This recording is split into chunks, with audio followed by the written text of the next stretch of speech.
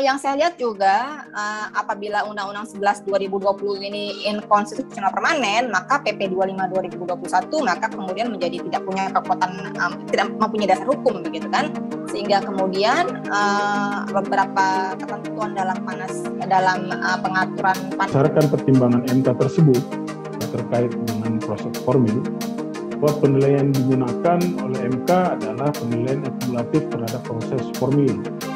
Proses akumulatif ini artinya kalau salah satu saja proses tidak dilakukan, maka itu menyebabkan cacat formil.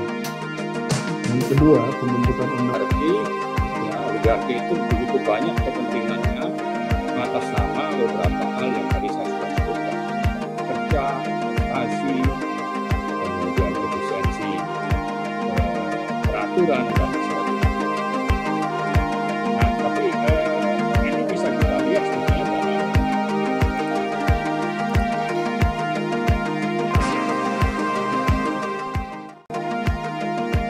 dengan pemateri yang sudah handal tentunya.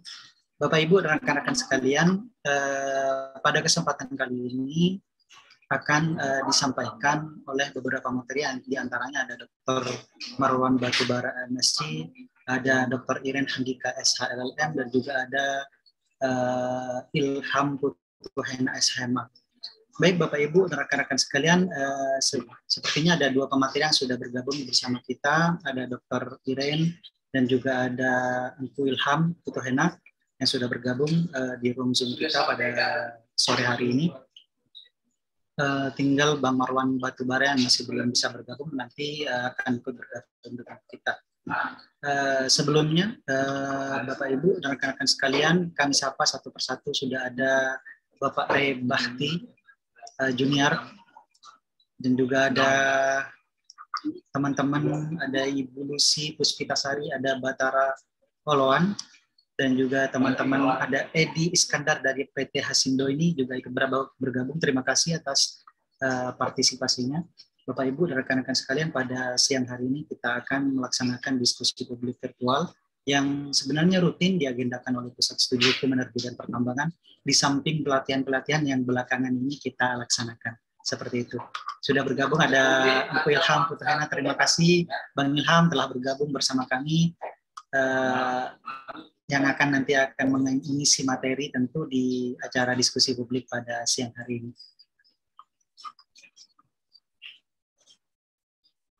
Baik teman-teman dan rekan-rekan sekalian, diskusi akan kita mulai di pukul 13.30 dan pemateri pertama akan disampaikan oleh Bang Marwan. Kebetulan pada siang hari ini Bang Marwan belum bergabung bersama kita, mungkin nanti akan menyusul bergabung. Jadi kami minta izin untuk Dr. Iren untuk mengisi materi di sesi pertama. Dokter.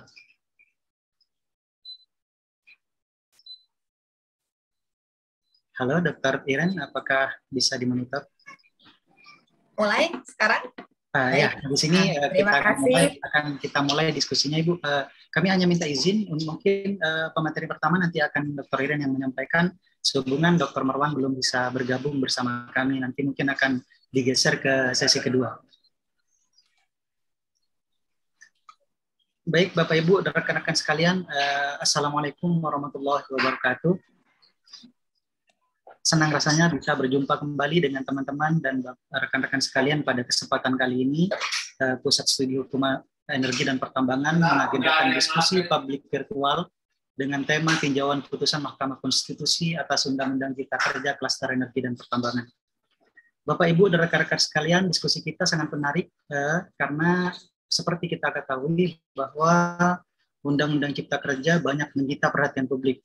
Banyak polemik yang terjadi, sampai demo berjilid-jilid juga telah dilaksanakan. Dan beberapa waktu yang lalu Mahkamah Konstitusi telah memutuskan Undang-Undang Cipta Kerja cacat formil, dan itu menarik sekali untuk kita bahas, dan tepat sekali teman-teman bergabung pada siang hari ini untuk mengikuti langsung diskusi kita, di mana akan disampaikan pertama untuk materi pertama oleh Dr. Iren Handika SHLLM, di mana beliau akan menyampaikan terkait pengaruh putusan MK terhadap Undang-Undang Cipta Kerja Klaster Energi dan Pertambangan. Baik, tanpa panjang waktu, kami langsung persilahkan kepada Dr. Ririn untuk menyampaikan materinya. Disilahkan. Terima kasih, Mas, atas kesempatannya. Terima kasih teman-teman Pushep sudah mengundang saya untuk berbagi diskusi ya dalam forum yang sangat berbahagia ini, karena menarik sekali. Ini memang konteksnya memang putusannya baru, sehingga memang membuka penafsiran bagi berbagai pihak gitu ya. Orang hukum juga punya pemikiran yang berbeda-beda terkait dengan putusan yang dikeluarkan oleh MK ini. Saya minta tolong untuk satu operator, Bapak. Oke, silakan panitia untuk dibantu. Di sini saya hanya membahas untuk mengenai klaster energi dan pertambangan, Bapak Ibu semua, mengingat memang spesialisasi bidang saya itu di sini, jadi saya fokus pada kedua sub ini. Di sini saya akan memulai dengan menelaah putusan MK itu sendiri. Next. Kalau saya melihat ada beberapa substansi penting dalam putusan MK yang kemudian penting untuk kita mapping dampaknya ini. Yang pertama adalah bahwa putusan MK itu menariknya dia menyoroti bahwa memang Undang-Undang 12/2011 itu bisa dijadikan batu uji berdasarkan pertimbangan integrasi antara undang-undang tersebut dengan pasal 22 konstitusi. Lalu kemudian MK menariknya yang menurut saya itu juga membuka ruang interpretasi nantinya adalah bahwa ternyata teknik metode apapun menurut MK itu tidaklah masalah gitu ya, sepanjang sudah diadopsi di dalam undang-undang tentang pembentukan peraturan perundang-undangan. Artinya muaranya ada pada Undang-Undang 12/2011. Lalu kemudian Mahkamah juga memerintahkan segera dibentukkan landasan hukum yang baku yang bisa menjadi pedoman dalam pembentukan undang-undang menggunakan metode Omnibus Law. Lalu kemudian berdasarkan landasan hukum tersebut, MK bilang bahwa Undang-Undang 11/2020 dilakukan perbaikan. Jadi milestone-nya sebenarnya sudah jelas kalau lihat dari putusan ini. Cuman memang kemudian milestone itu bergantung pada interpretasi. Kita tentu bisa memaknainya secara berbeda-beda. Next. Lalu kemudian menariknya, apabila dalam jangka waktu 2 tahun tidak dilakukan perbaikan, maka menjadi inkonstitusional secara permanen. Lalu kemudian dampaknya dari dinyatakan inkonstitusional permanen, maka semua materi undang-undang, pasal maupun perubahannya kemudian harus dicabut, dan kemudian undang-undang yang diubah itu dan dicabut itu harus dinyatakan berlaku kembali. Ini menarik, terutama untuk sektor energi. Lalu kemudian yang menariknya lagi, yang memang perlu kita follow up dan mencari maknanya, karena kalau kita bicara energi dan pertambangan, maka semuanya strategis gitu kan. Kita mesti mencari maknanya nih. Karena MK bilang begini, inilah aplikasinya sebenarnya di sini kan, bahwa yang di poin 3 ini, hal-hal yang bersifat strategis dan berdampak luas ditangguhkan terlebih dahulu. Lalu kemudian termasuk juga tidak dibenarkan pula penyelenggara negara melakukan pengambilan kebijakan yang strategis. Nah, lalu kemudian di pertimbangan MK paragraf 3.20 dikatakan bahwa tanpa bermasuk menilai konstitusionalitas material, maka ada kesempatan untuk menilai kembali bagi pembentuk undang-undang substansi yang bersifat material yang diajukan keberatannya oleh berbagai kelompok masyarakat. Artinya kalau saya lihat dari sini, maka meskipun dalam jangka waktu 2 tahun itu sudah dilakukan perbaikan, tetapi tidak menutup kemungkinan MK juga kemudian melakukan penilaian pengujian konstitusionalitas secara material. Artinya kalau dilihat dari putusan MK memang sudah firm bahwa MK hanya menilai aspek formilnya, tidak menilai aspek materialnya. Jadi ini sekaligus menjadi pembatasan kita dalam webinar ini, bahwa sebenarnya MK hanya menilai aspek materialnya. Sehingga kemudian kalau saya lihat memang tidak terpengaruh secara langsung atau serta-merta gitu ya terhadap peraturan derivat dari Undang-Undang 11/2020, tapi berpengaruh secara langsung terhadap aplikasi dari norma Undang-Undang 11/2020 tersebut. Akan berdampak secara langsung ketika memang kemudian menjadi inkonstitusional secara permanen. Lalu kemudian next, saya melihat bahwa ada beberapa interpretasi yang kita bisa bangun dan diskusikan mengenai dampak masa transisi. kalau kita melihat di masa transisi ini, maka yang penting bagi kita, karena memang Undang-Undang 11 2020 ini sudah dijalankan, dan sudah ada perbuatan-perbuatan hukum yang dilakukan berdasarkan pada undang-undang tersebut, maka kita harus menilai makna dari masa transisi ini sebenarnya. Ada dua hal yang kita mesti, menurut saya, kaji bersama. Yang pertama adalah apa yang dimaksud dengan hal-hal yang bersifat strategis, yang harus ditangguhkan ini dan berdampak luas, yang harus ditangguhkan. Lalu kemudian, apa kemudian maksudnya dari penyelenggara negara tidak boleh melakukan pengambilan kebijakan yang strategis. Kalau menurut saya, karena kita bicara mengenai core energi dan pertambangan, maka kita perlu mengkorelasikannya dengan peraturan-peraturan perundang-undangan yang terkait, yang sifatnya diaplikatif. Sebagai contoh adalah kita mengaitkan fase strategis ini dengan Perpres 3 2016 yang terakhir diubah dengan Perpres 109 2020. Bahwa kemudian fase strategis ini berkaitan dengan tujuan peningkatan pertumbuhan dan pemerataan pembangunan. Artinya sebenarnya semua hajat, semua urusan bernegara sebenarnya ini. Lalu kemudian lingkup fase strategis itu dimaknai, diasosiasikan dengan lingkup yang sangat luas sebenarnya, yang meliputi beberapa sektor, termasuk diantaranya yang relevan dengan energi dan pertambangan adalah sektor bendungan dan irigasi dan sektor energi. Seperti kita tahu bahwa sekarang ini kita mau karena RUPTL dirubah 53 atau 51% tuh ya, kita harus pakai ET dan bagaimana kita mengadvokasi sebenarnya pemanfaatan ET yang sifatnya base load gitu kan, untuk menyeimbangkan ET yang sifatnya intermittent seperti surya dan bayu. Sehingga kemudian kita mesti menyisir ET base load apa yang paling potensial di kita. Di kita yang sudahlah negara kita pakai sejak zaman Belanda gitu ya, ET-nya adalah ET air hydro gitu kan.